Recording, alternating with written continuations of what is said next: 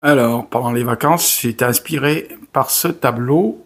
Du coup, j'ai fait ça. C'est un grand format, hein. Il fait vous voyez par rapport à ma main, hein, il fait 1 mètre par 90. Voilà, c'est un tableau de la Bretagne. J'ai rajouté une petite personne sur la plage, j'adore.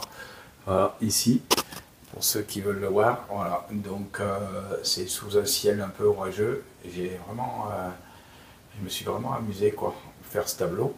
Voilà, je vous laisse apprécier pour ceux qui aiment la peinture à l'huile. Donc c'est une peinture à l'huile, hein. Moi je fais pas un cas la peinture à l'huile. Voilà, c'est des exercices de peinture. Et là je me suis lancé un peu en freelance. J'ai dit tiens, je vais essayer de faire ce tableau. Et puis ça me plaisait. J'avais trouvé c'est une peinture et puis je l'ai modifiée à ma façon. Si c'est pas beau. Et là, quand j'agrandis, on voit le Mont Blanc. Il n'y a pas bien de contraste, je n'arrive pas bien à le trouver. Le voilà. Regardez. On voit bien le Mont Blanc. Ici. Ah. Et mon petit pays de petites montagnes à vaches. Regardez comme c'est joli. Avec le soleil là, on est super bien. Il fait pas trop chaud, comme on dit. Ça a bien gelé ce matin, -3 à -4. Et voilà, petit pays avec les ombres qui s'allongent. On va vite rentrer parce qu'après il va faire nuit. Si c'est joli, ça y est à travers les arbres. Et c'est gelé. Les canards, ils sont là, ils font de la patinoire. Là, et on est en dessous de Saint-Bonnet-le-Château. Je vous montre. Si vous ne connaissez pas, Saint-Bonnet-le-Château, c'est là. Alors, Saint-Bonnet, c'est ici. Il y a une cathédrale et il y a des momies à l'intérieur, des gens qui avaient été restés sous la cathédrale. On pense que c'était des protestants qui avaient été persécutés, ils se sont cachés. Et ils ont été momifiés parce que la terre était humide. Donc je ne sais pas si on peut les visiter encore, mais c'était visitable. Voilà, magnifique petit point de vue de Saint-Bonnet-le-Château. Voilà. Qu'est-ce que c'est? C'est pour quoi faire? On le fera à la maison. Hein? Des colliers? On va faire un collier. Alors, qu'est-ce que vous voulez faire? Sidi? Giorgio? Hein? Kedich? Julia, la petite Julia qui nous arrive de Milan. Alors, comment on parle italien? Ah. Un petit hamburger. Ah, mais il a bronzé. Ah. Donc là, il y a France-Italie ce soir. France-Italie à table. Ce soir, tout le monde son hamburger. Hein? Les envahisseurs, comment elle s'appelle cette petite? Julia. Naomi, elle est là. Là, il y a Giorgio, Emmanuel et Naomi et Liana. Et voilà. Et bien, il y a de la musique, il y a du son. Vous avez collé un truc au plafond, papy? Ah bah alors, bien. Qu'est-ce que c'est? Qu'est-ce que c'est? Un quoi? Un caca jaune? Oh là là. Oh là là, oh là là. Bon. Oh. Oh là là là là là. Allez, vas-y. Allez. On décolle? Allez, vas-y. Allez. C'est fini. C'est Noël. Oh là là. Qu'est-ce que c'est? Comment on fait là? Vas-y. Tu vois comment on fait? Waouh, tu mets la main dessous et il monte.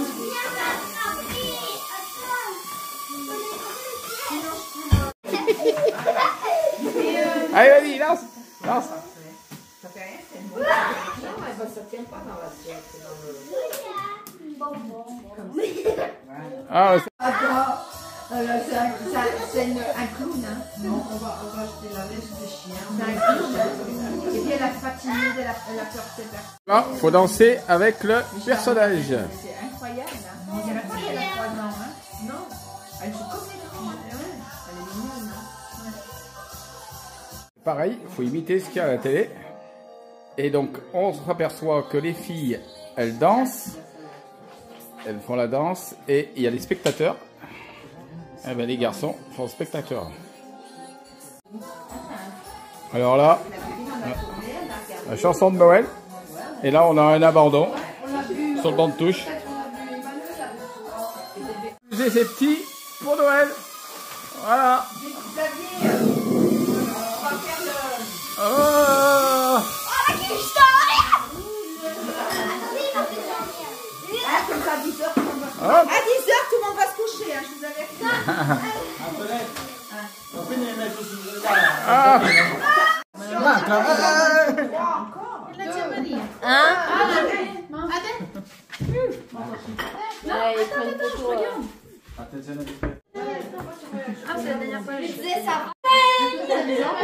Tu les enverras, Noël? Tu me les enverras?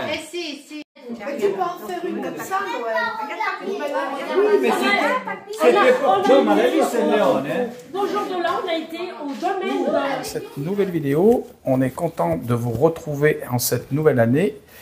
Et je voulais vous souhaiter tous nos voeux de bonheur, de santé pour tous ceux qui souffrent, qui sont peut-être à l'hôpital et qui sont vraiment malades et peut-être même au plus mal, eh bien avec toute la famille. Et puis comme Fiona a souffert aussi et que nous connaissons la souffrance, on va vous faire de gros bisous et vous souhaiter vraiment de l'espoir, parce qu'il faut toujours garder de l'espoir. Parce que tant qu'il y a de la vie, il y a de l'espoir. Et la vie, elle ne s'arrête pas sur cette terre, elle continue après. Et c'est pour ça que cette chaîne est là, aussi pour parler de l'instant présent, mais aussi de notre avenir futur dans l'éternité. Voilà, donc ça c'est une chose qui est importante. Et Fiona a fait ce pas de penser à son éternité, que si elle devait être guérie, eh bien, les choses se seraient passées d'une certaine façon, ou je le répète, parce que j'ai eu quand même pas mal de gens qui ont répondu sur la chaîne en disant que c'était une chaîne religieuse, et que je vais quand même être clair et dire les choses, que la chaîne n'est pas une chaîne de religion. Et les gens, je ne répéterai, et je l'ai déjà répété, je ne sais pas combien de fois, que j'ai rien à voir avec la religion, que je suis contre les religions, et que pour moi, Dieu n'est pas venu amener une religion sur terre, il est venu amener une relation avec nous. Mais malgré ça, il y a toujours des gens qui veulent mettre les gens dans des cases et qui parlent de religion. Je ne parle jamais de religion, d'étiquette, pour moi ça ne m'intéresse pas. Et après, vous faites comme vous voulez. Si vous voulez écouter la chaîne, vous l'écoutez. Si vous ne voulez pas l'écouter, vous ne l'écoutez pas. Mais en tout cas, je vous parlerai toujours de celui que j'ai rencontré, Jésus-Christ mort et Jésus-Christ ressuscité. Voilà.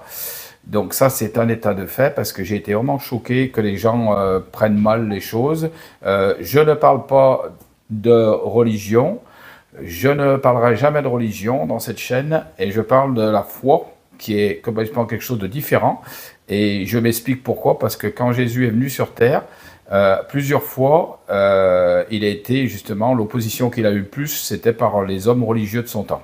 Voilà, donc il y a une différence entre la foi et la religion, parce que la religion, c'est des préceptes extérieurs, et c'est pas quelque chose d'intérieur. Voilà, c'est une apparence, des rites qu'il faut faire, des choses qu'on sait des fois qui ont été rajoutées par les hommes, et qui n'ont rien à voir avec ce que la Bible enseigne. Alors, je suis des fois un peu effaré des commentaires qui ont été faits, qui ont été même méchants, ironiques sur certaines personnes, mais enfin bon, se reconnaîtront. Et ils ont bien fait exprès pour essayer de blesser les gens, en sachant que c'est des gens certainement qui n'ont jamais souffert et qui ont marqué ces choses, de dire que je suis une personne comme un gourou, je ne sais quoi.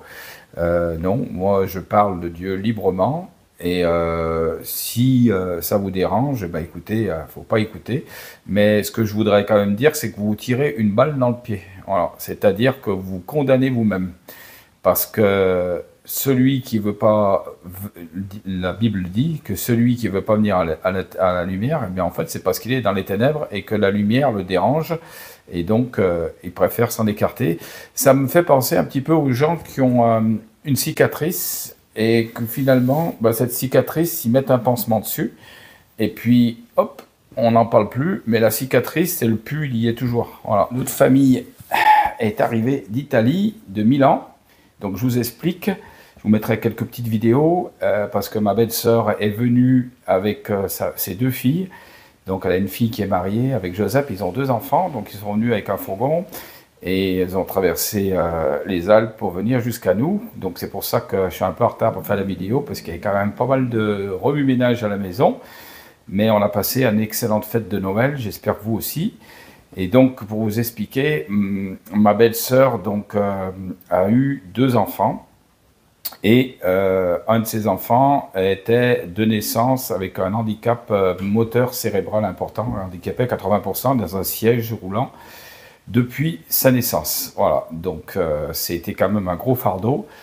Et suite à cette problématique, son mari, eh bien, il cherchait une solution parce qu'ils étaient vraiment débordés par tout ça.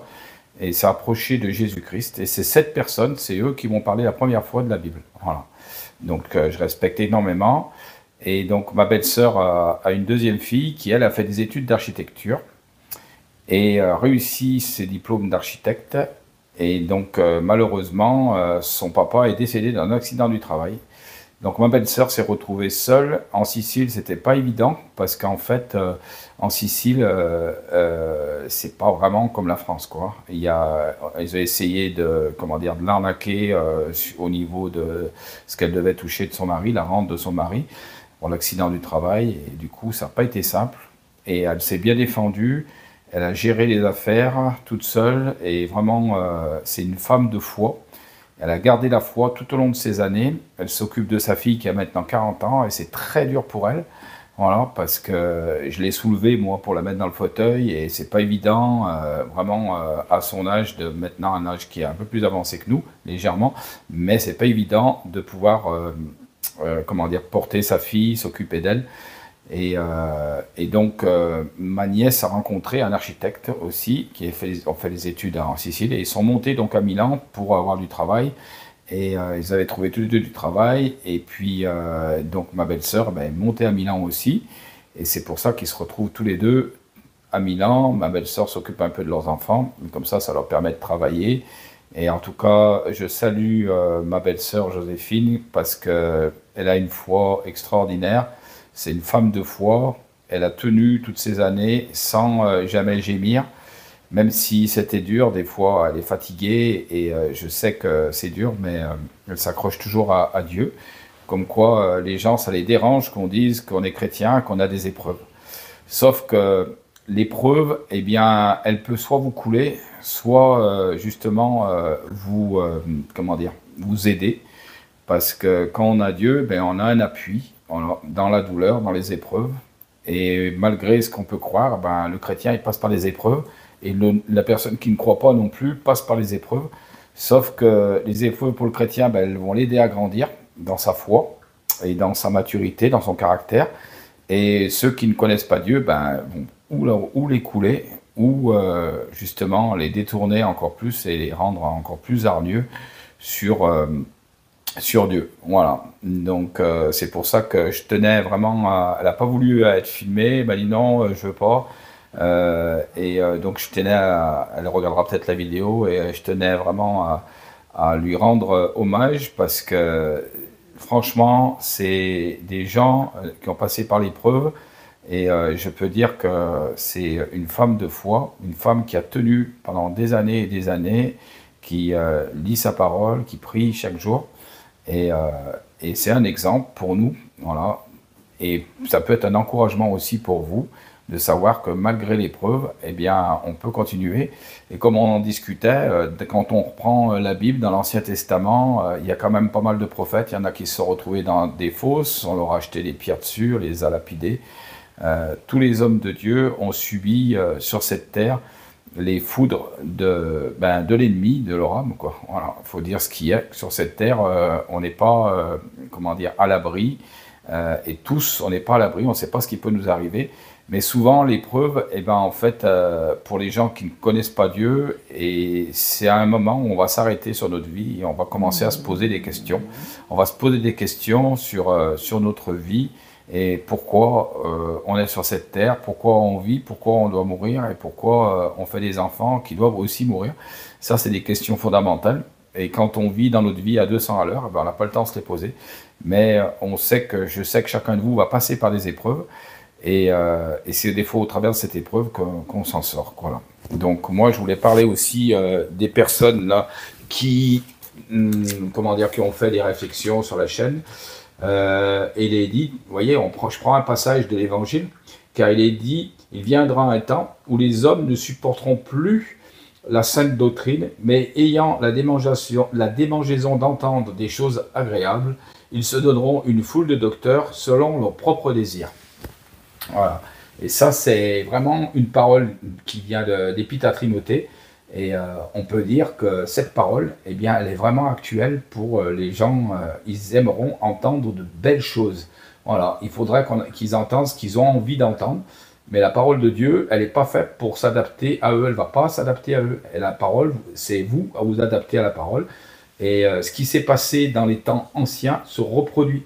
C'est-à-dire qu'on dit la Bible elle est ancienne, c'est un livre vieux, il y a plein d'erreurs dedans. Et bien la personne qui dit ça, souvent, ne l'ont jamais lu. Et en plus, c'est toutes des choses qui ont été répétées, d'autres personnes qui les ont entendues, mais ils n'ont jamais vérifié, ils n'ont jamais lu. Voilà. Et ce qui se passe dans les temps anciens, eh bien, se reproduit. C'est-à-dire que la nature de l'homme, elle n'a pas changé. Et quand Dieu a entrepris une relation avec l'homme, il a eu des problèmes parce que souvent l'homme se détournait de Dieu et donc il devenait rebelle à Dieu et donc il était livré à ses propres désirs avec les conséquences que ça peut avoir. Voilà ce que je voulais exprimer sur cette chaîne. Et puis j'avais un autre passage que je voulais vous lire aussi parce que c'est important. C'est un passage important dans l'Épître aux Romains. Il est dit, Dieu, sa puissance éternelle, sa divinité, se voit depuis la création du monde. Donc, se voit, en fait, en hébreu, c'est ataro, en grec, et en fait, ça veut dire voir de dessus avec la hauteur, discerner avec clarté. Donc, ça se voit avec clarté. Depuis la création du monde, elles se comprennent car par ce qu'il a fait. Ils sont donc inexcusables, puisque tous connaissant Dieu, ils ne lui ont pas donné gloire qu'il méritait en tant que Dieu, et ils n'y ont pas montré la reconnaissance. Au contraire, ils se sont égarés dans leur raisonnement, et leur cœur sans intelligence a été plongé dans les ténèbres. Ils se vantent des sages, ils sont devenus fous, et ils sont remplacés, la gloire de Dieu incorruptible, par des images qui représentent l'homme corruptible, des oiseaux, des quadrupèdes et des reptiles. Voilà ce que dit l'Épître aux Romains. Donc parce que la nature de l'homme, parce que Dieu aura fait, et qui est visible par la nature, eh bien les hommes n'accepteront pas les choses de Dieu et ils se créeront des foules de docteurs, des foules de choses qui voudront, qui les arrangeront, on va dire. Et voilà. C'est bien dommage, je suis bien triste pour ces personnes, mais bon, après c'est eux qui se condamnent tout seuls. Peut-être qu'un jour, ils reviendront sur la chaîne ou sur d'autres endroits qui parleront de Dieu, pas de la religion, hein, voilà. Et peut-être que là, ils auront réfléchi et se tourneront vers le Christ, voilà. Donc c'est aussi un encouragement, comme Fiona a été encouragée par les paroles. Et je veux dire une chose aussi, c'est que beaucoup disent, oui, mais vous avez repris la chaîne de Fiona. Oui, mais Fiona, elle s'est convertie, elle s'est tournée vers Jésus. Se convertir, ça veut dire faire demi-tour. Elle s'est tournée vers le Christ et on l'a baptisée. Et on a même fait, je le répète, une vidéo. Elle était encore assez alerte et on a fait une vidéo, on a prié pour les malades sur la chaîne. Il y avait beaucoup de monde d'ailleurs, et un live avec elle. Et elle m'avait toujours dit qu'elle voudrait servir le Seigneur. Et elle m'avait même dit qu'elle voudrait acheter un fourgon pour aller voir ses abonnés, prier avec ses abonnés. Voilà, donc me dire que Fiona, le désir de Fiona, c'était de faire sa chaîne et de parler de sa maladie, c'était une partie vraie, puisqu'elle l'a fait, mais il y avait une autre partie qu'elle n'a pas pu faire parce qu'elle était très malade à la fin, et comme elle s'est tournée vers Dieu presque vers la fin de sa maladie, eh bien, elle n'a pas pu réaliser ses rêves. Parler de la Bible, eh ben, c'est mon beau-frère qui m'a parlé de Dieu en premier. Voilà. Et il a prié pour nous, et c'est grâce à sa prière qu'on a rencontré Jésus. Voilà. Que plus tard, Même si, quand il venait, je vous le dis clairement, hein, moi j'étais comme certaines de la chaîne qui critiquent, je les comprends. Moi, je respectais Dieu pour les gens qui pensaient que Dieu existait, mais je le savais que je pensais que Dieu existait, mais je ne savais pas sous quelle forme, comme je l'ai déjà dit. Et donc, en fait, quand il venait, des fois il me parlait de Jésus, je sortais dehors parce que ça me dérangeait. Parce que l'évangile, comme je le dis, c'est quelque chose qui dérange. Forcément, ça va vous mettre, comment dire, à vous poser des questions et à prendre une décision. Voilà. Et après, vous avez toute votre vie pour prendre cette décision. Sauf que personne ne peut rajouter une coudée à la longueur de sa vie. Fiona n'a pas pu rajouter une coudée à la longueur de sa vie. Personne ne le peut et vous ne savez pas comment vous allez mourir. Donc, vaut mieux être prêt. En tout cas, bien, on vous souhaite une bonne année, une bonne santé et que tous vos désirs se réalisent. Voilà, j'espère que vous avez passé des bons moments en famille. Nous, ça a été le cas. On était tous en famille. On a eu toute notre famille d'Italie qui était là. Et c'était pas pour les fêtes de Noël, mais pour le jour de l'an. Et c'était super. C'était bien, hein, les cousins, les cousines. Ouais. Voilà. Eh bien, on vous souhaite encore de bonnes choses. Et puis, merci encore d'avoir regardé cette vidéo. On vous fait plein de gros bisous. Et on vous dit ciao, ciao, ciao, ciao, ciao, ciao, ciao.